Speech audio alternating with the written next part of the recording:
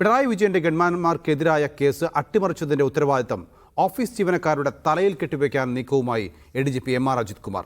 കേസിന്റെ രേഖകൾ താൻ തിരുത്തിയിട്ടില്ലെന്നും ഓഫീസ് ജീവനക്കാർ ഇടപെട്ടത് തന്റെ നിർദ്ദേശപ്രകാരമല്ലെന്നുമാണ് അജിത് കുമാറിന്റെ വിശദീകരണം. ഉന്നത ഉദ്യോഗസ്ഥർക്കാണ് അജിത് കുമാർ അനൌദ്യോഗികമായി വിശദീകരണം നൽകിയത്. അതേസമയം SITയുടെ ഇടക്കാല അന്വേഷണ റിപ്പോർട്ടിൽ ഗൺമാന്മാരെ ഉടൻ സസ്പെൻഡ് ചെയ്യും.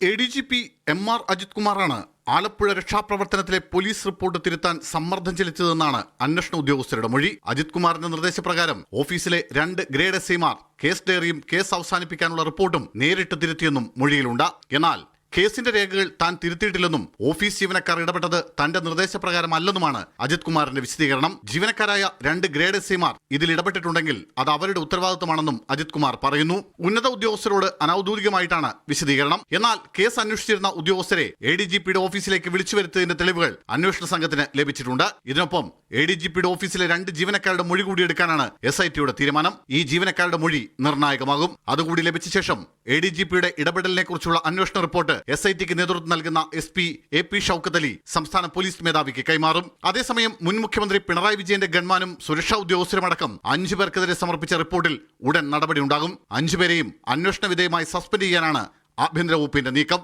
മീഡിയ 1 തിരുവനന്തപുരം.